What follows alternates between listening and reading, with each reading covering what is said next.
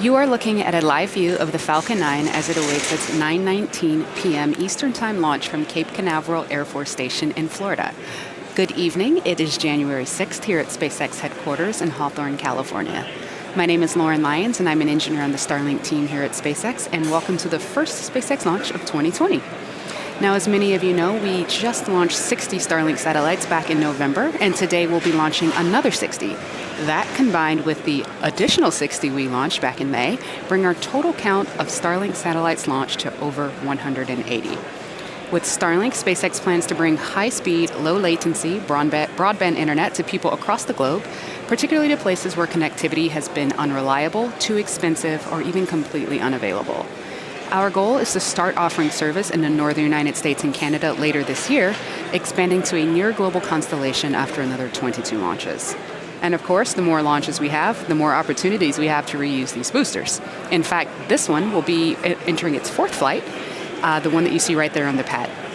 This first stage first flew the Telstar 18 Vantage mission in September 2018, followed by the iRidium 8 mission in January 2019, and most recently, our first launch of 60 Starlink satellites back in May 2019. We're going to be attempting to recover this Falcon 9 first stage for the fourth time on our drone ship, Of Course I Still Love You, which is currently stationed about 339 nautical miles off the east coast of Florida. We will also be attempting to recover a payload fairing. A payload fairing half using one of our fairing recovery vessels, Miss Tree. We're continuing countdown to liftoff right now, but if for some reason we have to call hold on today's launch, we'll have a backup opportunity tomorrow, January 7th at 8:57 p.m. Eastern. But at this time, all systems are go for an on-time liftoff. My name is Jesse Anderson, and I'm a lead manufacturing engineer here at SpaceX. Right now, we're looking at a live view of Falcon 9, our 70-meter two-stage liquid-fueled launch vehicle. Falcon 9 rolled out to the pad with the payload and went vertical early this morning. The chief engineer held a technical poll at T-1 hour, and launch director held a propellant load and launch go, no-go poll at T-38 minutes. Falcon 9 has been loading propellant since T-35 minutes, and currently our rocket-grade kerosene, or what we call RP-1, is nearly fully loaded on the first stage, which is the bottom two-thirds of the vehicle that you see there on the screen. The first stage is responsible for accelerating the vehicle through Earth's atmosphere to the edge of space with the help of 9 Merlin engines. Above that first stage is the second stage, which has a single Merlin vacuum, or MVAC engine, which ignites after the first stage separates.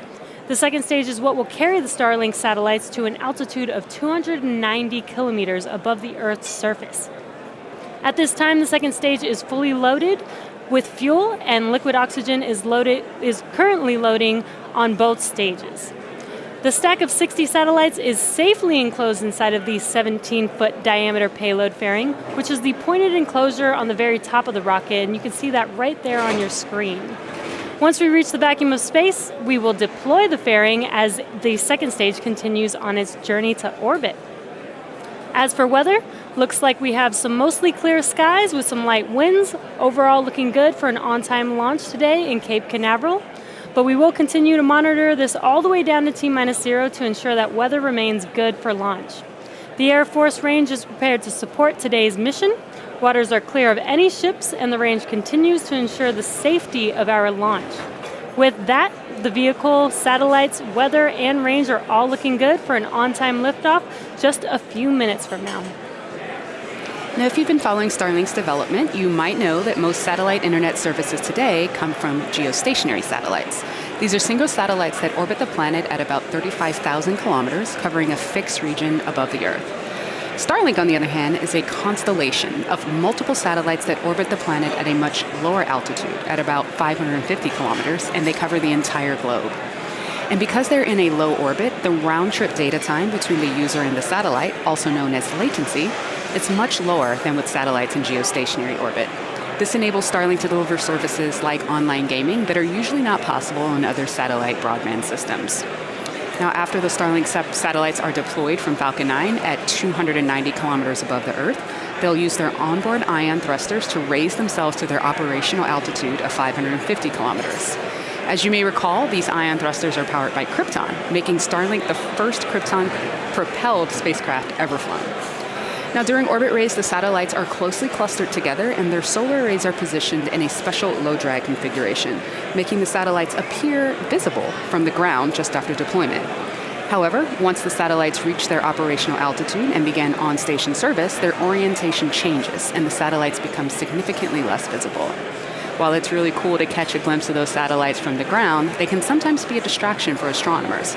So on this flight, Starlink is testing an experimental darkening treatment on one satellite in order to further reduce the light reflection on the satellites. We also make early satellite tracking data available to astronomers so they can better coordinate their observations with our satellites. These measures, along with our work with leading astronomy groups, will enable SpaceX to bring internet access to underserved and unserved populations around the world without materially impacting views of the night sky. We are currently about 5.5 minutes from liftoff. Falcon 9 is now moving into the final stages of the countdown. At T-minus 7 minutes, engine chill began. This is where we allow a small amount of the super chilled liquid oxygen to flow into the Merlin engine turbo pumps prior to the full flow of liquid oxygen into the vehicle to avoid any shocks to the system. Liquid oxygen is also what is creating the white puffs around Falcon 9. We continue to load super chilled liquid oxygen, or LOX, into the stage until just before liftoff. And when that super chilled liquid oxygen comes into contact with the ambient air around it, it creates the clouds that you will see around the vehicle on your screen right there. And just a few moments ago, or coming up in about 15 seconds actually, at T-minus 4.5 minutes, the transport erector will retract away from the rocket slightly and provide some clearance of Falcon 9 for liftoff. You should be able to see that on your screen. The first and second stages are both nearly fully loaded with 1 million pounds of kerosene fuel and liquid oxygen. First stage should finish prop loading at T-minus 3 minutes and second stage at T-minus 2 minutes. At T-minus 60 seconds, be sure to listen in for the call out that Falcon 9 is in startup. This means that the rocket's autonomous internal flight computers have taken over the launch countdown. The Starlink payloads continue to be healthy. The Falcon 9 team is tracking no issues on the rocket. Weather is looking good. The range is green for launch. So let's listen in to the last few minutes of the countdown.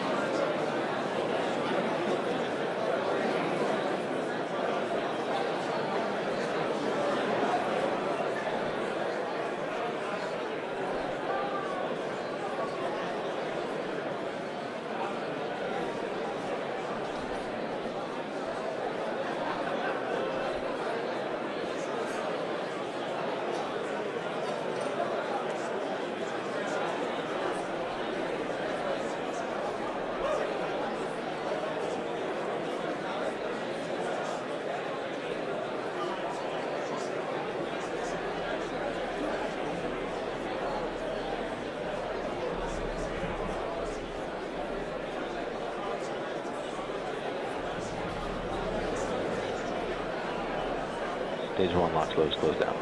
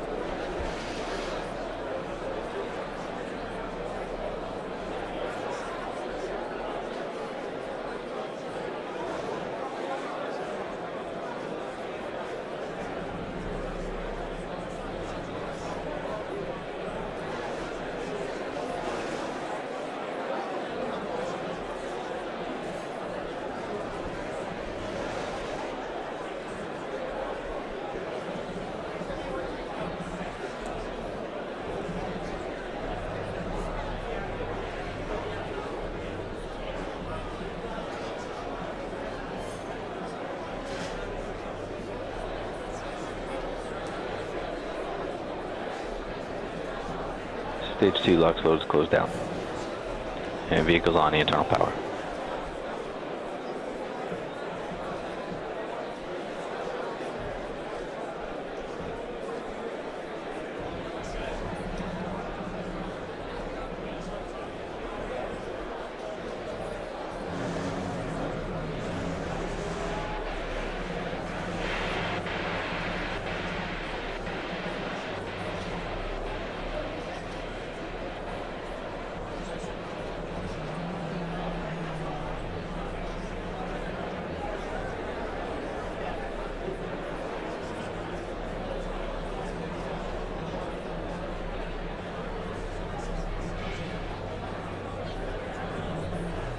Falcon 9 is in startup.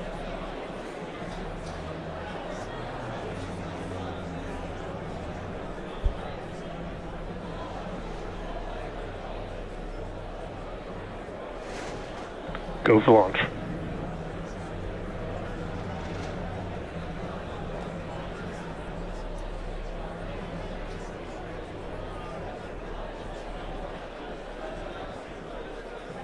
T-minus 30 seconds.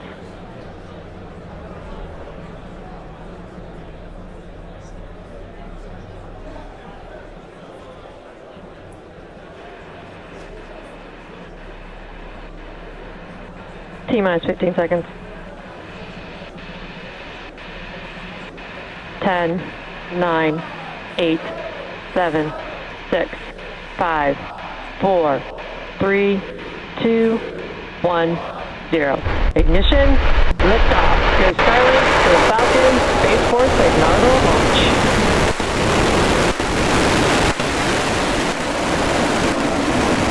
Vehicle is pitching downrange.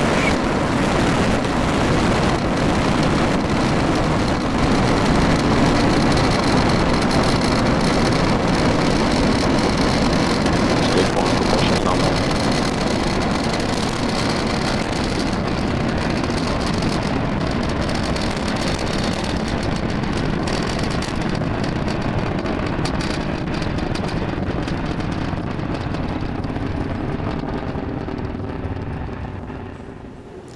We are T plus Power 45 telemetry seconds nominal. into liftoff, and we have just had liftoff of our Falcon 9 vehicle carrying our Starlink payload. In just about 15 seconds from now, we will be passing through max Q. This is the largest Vehicle is aerodynamic supersonic. pressure that the vehicle will see throughout ascent. And we've got an awesome view of liftoff right now.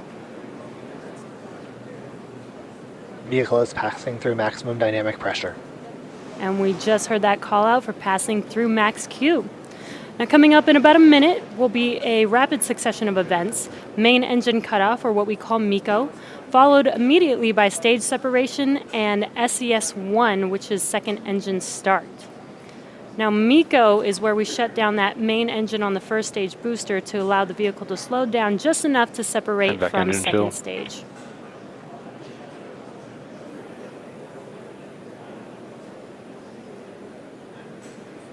If you're just now joining us, we have an awesome onboard view of our vehicle, Falcon 9.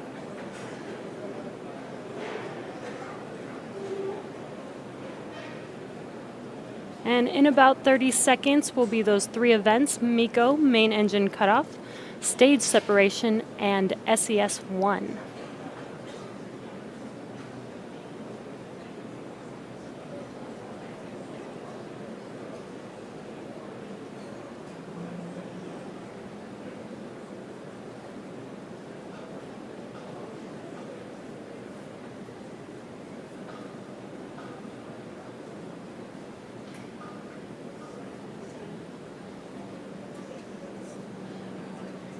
And there is MECO, MECO. as you saw those engines shut down. Stage separation confirmed.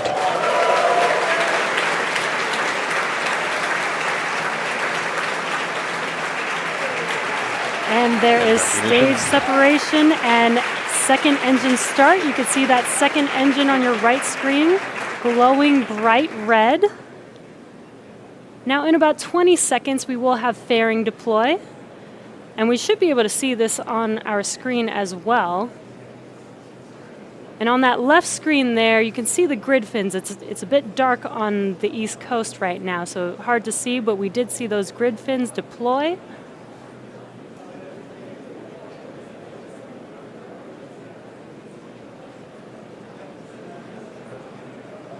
Fairing separation confirmed. And there is fairing deploy.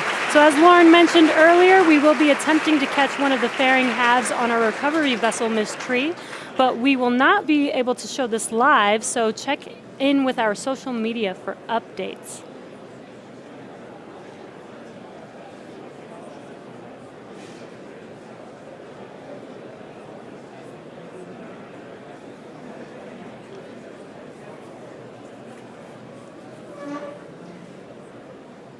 Acquisition of signal, Bermuda.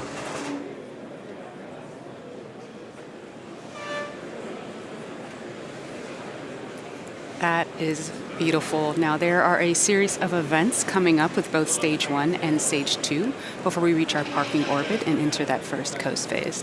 The first is the Stage 1 entry burn. That is when Stage 1 is re-entering the Earth's upper atmosphere. It will reignite 3 of its Merlin 1D engines in order to slow the vehicle down as it re-enters so that it doesn't break apart because we want to land it. That burn's going to last for just under 20 seconds or so. And at that point, the burn will end. You'll hear the call-out entry burn shut down. A couple minutes after that, we will see our Stage 1 landing burn. That is where we will reignite one engine, E9. It's that one right in the middle. And it's going to burn for just over 20 seconds and hopefully leave Stage 1 standing up nice and tall on that drone ship. But at the very Second same stage on time, nominal trajectory. as you just heard, second stage is on a nominal trajectory. That's really good news. And speaking of second stage, right as the drone ship lands, you should hear the call out for SECO 1. That's where we shut down the second stage engine to enter that coast phase.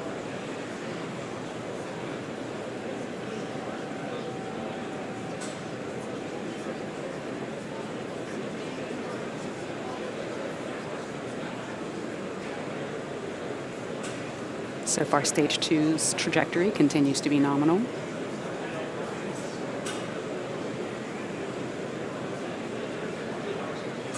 Stage 1 has also drifted up to its highest altitude and is now beginning its descent.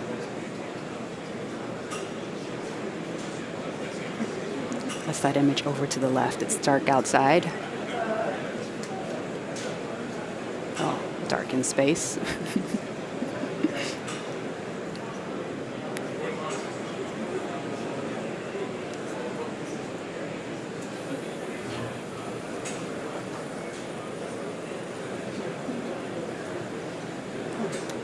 Right, in about 10 seconds, you should see that entry burn start on your Stage left 1 side. FTS is saved.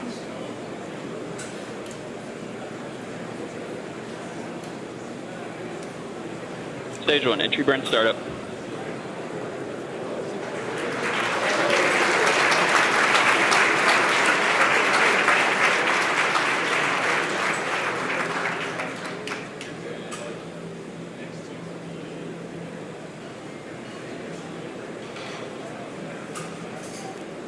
All right. Stage 1, entry burn shutdown.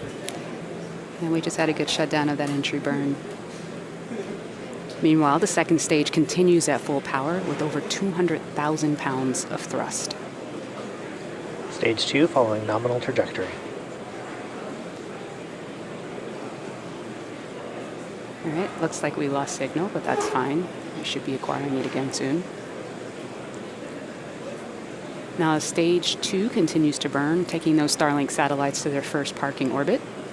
Stage 1 is coasting down, steering its way using those grid fins down to the drone ship. At about T plus 8 minutes and 3 seconds, right around there, you're going to see that landing burn start. Stage 1, entry transonic. Oh, and as you just heard, we've just gone transonic on Stage 1 as it's making its way back down to the drone ship.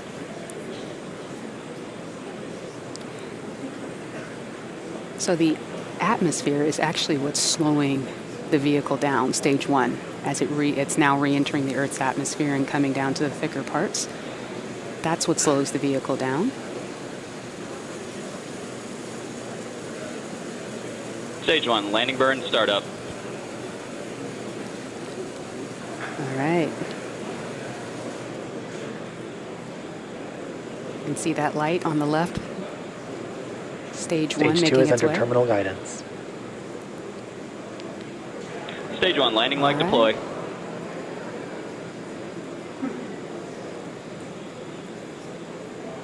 And yes, we have another landing. This is the 4th landing of this vehicle and the 48th Falcon 9 first stage landing to date. It was awesome. We got video the whole time. That was cool. All right, Stage 2 is Stage still 2 doing work. FTS is saved. SECO should be coming up any moment.